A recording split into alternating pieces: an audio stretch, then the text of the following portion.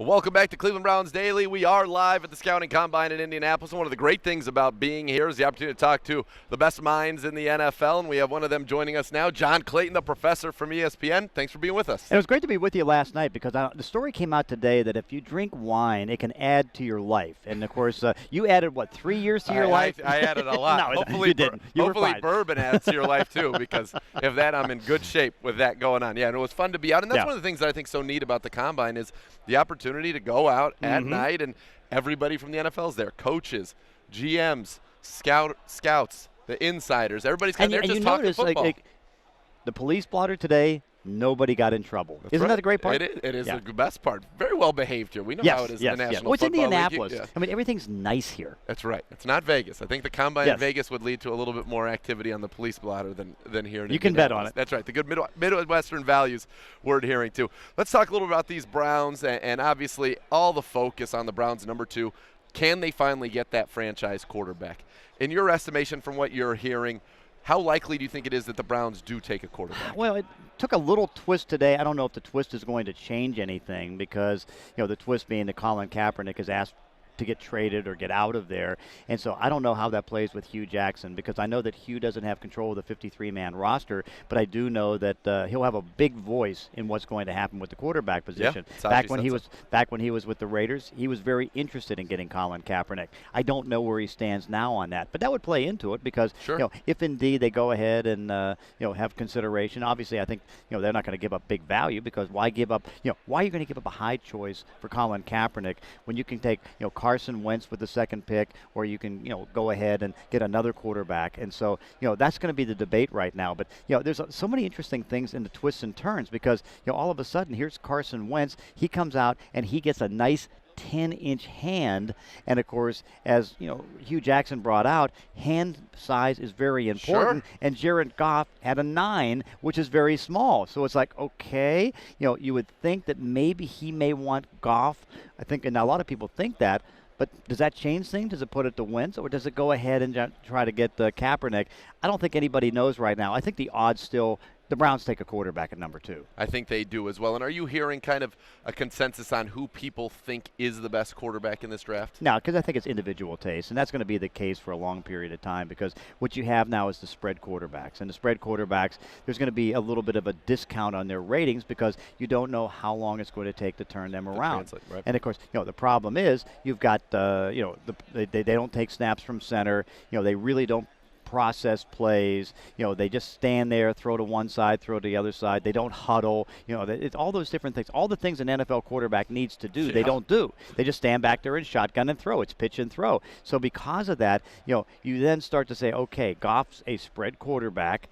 How long will it take for him to take a snap from center? And you can watch tomorrow's workout and see how they might look in throwing the ball, but that doesn't really translate in what they have to do to make a conversion. I mean, it's fine for, maybe having a Wentz who comes out of a more pro set type of offense. You can get a better picture of that, but you don't have a picture of Goff right now. Yeah, and you look at the two of them. Goff has that adjustment coming from the Bear Raid offense, and Wentz has the adjustment of coming from that level of football. Yeah. And, 2 players, somebody was telling us, 2 players invited to the Combine, only 2 did he face at all in his college career. So that's kind of amazing when you think about it going from that level. But we've seen Joe Flacco do it and seen him do it in the AFC North and win a Super Bowl with the Baltimore Ravens. So it will be interesting to see how that all plays out. When you heard Sashi Brown talk about how important of a role Hugh Jackson would have, but yet you noted that Sashi Brown has control of the 53-man roster, how do you see this kind of marriage and union working? We'll see how it goes. I mean, it's going to be interesting because, certainly on a quarterback, if you're going to be, analytically doing the stats and doing the different evaluations and all that, and you have a guy that's good at developing quarterbacks, I think you may lean toward his suggestion. Sure. I mean, you don't have to take it, but I think that he has to have a big voice in this because, number one, it's the most important thing for the franchise, but number 2, it's important to Hugh Jackson. I mean, he wants a quarterback he can win with. He did a great job after Jay Gruden left of working with Andy Dalton and getting more out of him, but he needs to find his guy in the Cleveland Brown organization. And so I think that Sashi has to listen to him. I mean, he doesn't he's not ordered to listen to him, but it's like, Be wise. yeah. But if you want somebody, I think you go get him. I mean, you can do the other positions and analyze that, but I mean, you start with the quarterback, and now what quarterback they start with, and we're all trying to poke and probe and see. It's like it goes back and forth. I mean, it's like, okay, one day you think it's Goff, and the next day you think it Wentz. It's like, oh, gee, can it be Kaepernick? It's like, well, it could be any one of the three, but it's going to be a quarterback one way or another. Has Paxton Lynch kind of fallen out of the discussion to be one of the top quarterbacks in this draft? It seems like it was a three-person discussion, and now it is all you hear is Wentz and Goff, Goff and Wentz. Here's what it is expectations the first year. Paxton Lynch may be the best of the whole group. And I'll go back because people thought it was a little crazy for Blake Bortles to go that high to Jacksonville. But Jacksonville has the philosophy, we know it's going to take time to build this team. It's going to take a couple years. We can wait. Now, they didn't wait the first year because what they ended up doing was putting him in too early and using him up too much, and he got too tired by the end of the year. Came back this year, 35 touchdown passes. Yeah, look, Lynch is the same type of thing. He needs time. He needs the first year off or close to being off. Yeah, and we'll see. And the Browns are a team that, you're like the Jags, they are a few years away, but do they feel the pressure to have a guy that can immediately step in and produce? Because Josh McCown, 36, love the guy, tremendous guy on and off the field for this organization, but he's shown it's going to be tough for him to play 16 games for you at quarterback. Listen, I grew up in Pittsburgh, right? I covered a lot of Brown games through the years. Do you think Brown fans are going to be patient with quarterbacks? Absolutely not. They want the fastest quarterback who can come up there, and if Hugh has that guy, then he's got to do that. He's got to jump on him. Let's talk about who might be protecting this quarterback, because that's an important piece of the puzzle. Alex Mack saying he may opt out. That's at least the word. Seems like he will. Mitchell Schwartz, also a free agent. What have you heard on those fronts? It's encouraging that Mack is considering staying. Now, obviously, to stay, he can come back and get a raise. I mean, the top center is $8.9 million. He's making $8. I don't think the Browns would have any problem paying him $8.9 or $9 million. So that may go, but I think Schwartz is gone. And when you look at that, how do you value a right tackle in the NFL? We watched the Super Bowl. Von Miller comes off that side. Khalil Mack comes off that side. We've seen J.J. Watt. The top sack getters were all coming against right tackles. Is that a position where you have to throw out that, the top guys are around $7 million and say, hey, we need to start paying these right tackles more than in years past? You do, but then you have to kind of gauge where he is. I mean, he'll have the opportunity because he's one of the top right tackles, and in the low case end he's going to get $6 million, and you figure it's going to be more $7 million, so he can kind of pick and choose where he may want to go. And so, you kind of get the feeling that he's more going to leave than Mack, although where everybody thought initially it was going to be Mack that's going to leave. But I think you can see there's a little bit of faith there. And, it would be so nice if Schwartz can stay because that's 4/5 of a really good offensive line. And, Greco hit the $2 million escalator, so he did some good things to go from like $925 to $2.9 million. I mean, you got Joel Bitonio, who was, arguably the second best offensive lineman from a very good offensive line draft. I mean, because only topped by Zach Martin. I mean, and Bitonio is great, and that Joe Thomas is happy about staying there. I hope there's no thoughts of trading him to Denver because that would be bad for the Browns because it's hard to build offensive lines, and if you can keep one together for 40 or 50 games, even if you're average, you become very good because then everybody knows what everybody's doing. Right. So you got to keep Mack, but it may cost because again, it's hard to pay that much to all the offensive linemen. It'd be nice to do it, but it's not perfect. Absolutely. Talking with John Clayton from ESPN here. We talked about the guys on the offensive side in terms of free agency. What about Travis Benjamin, the wide receiver? Any news there? No, it sounds like talks aren't going too well. I mean, but the interesting part of this receiver group, take Alshon Jeffries aside because, he's the top guy by far. There's nobody in his range. But, all the other guys like Travis and Jermaine Kearse and, all the guys like that, they're all fit into the same – they're all number twos or number threes or slot guys, and the true value, at least in the free agent market. Now, again, free agency is you get what you get. I mean, it only takes one team to, take it to $6 million, but you figure that, he's in the $4 million range, and if the Browns are offering too much more than $4, they may be outpricing themselves, but maybe Travis thinks he's higher than that. Maybe he thinks it's a 5 or a 6, and that's the problem that all teams face in free agency, particularly the second contracts. I mean, go back, 2011 draft was, one of the better drafts in years. They had, all the potential Hall of Famers, the J.J. Watts, the Von Millers, Cam Newton, all that stuff. And so from that group, only 90 guys got second contracts. Some of those guys got minimum contracts, 47 left and got less money than they did in 2010 in free agency, 43 retained, but that's not a lot. Right. And the 212 draft was not as good, which of course is this free agency class. 213 is a little bit less. And so what you see is that, guys are shooting for the mark, but they may not be able to get it.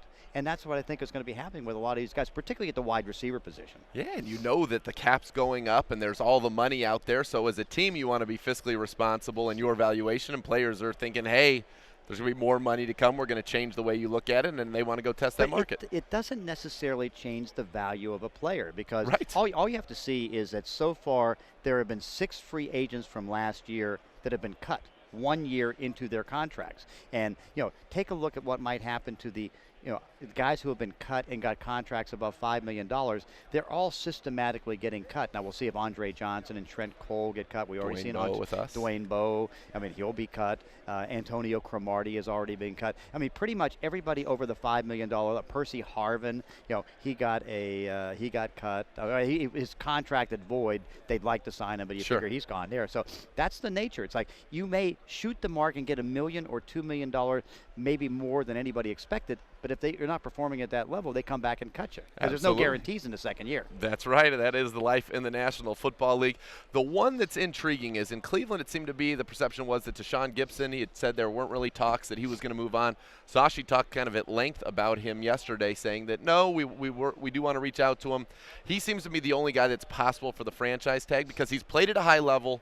He's been hurt. And maybe you want to give him one more year to prove that he's worth a long-term deal. What do you see there? I think he's probably going to leave. I mean, franchise tag, that's going to be what, $9.5 million. And my guess is on the free agent market, he can probably get 6, maybe 6.5 or 7 at the most. And so, overpricing is one thing, but you also have to kind of be strategic. And you kind of get the idea that he may be going someplace else. It'd be nice to be able to keep him, but they've got good money at the cornerback position in one area, and I just get the feeling that he's going to hit the market. So if you look at this for a Browns team that is, coming off of a 3-13 season, another regime change, is it a big deal then to not bring back any of those top free agents, or are they not actually top free agents? It's a big deal to bring back free agents. I mean, honestly, because, you look at what happens if you don't bring back the draft choices, or even in the case of Gibson, a guy that you've brought through the system as an undrafted free agent. It's very important to do it because for 2 reasons. Number one, you now build up a core group within the team. And you saw that core group going from several years ago, what was going on in that front 7. Right. But also, you want to get younger too. And that's you have to draft well. You have to draft well and get guys to second contracts. I mean, you hate to bring up the Cincinnati Bengals, but you have to.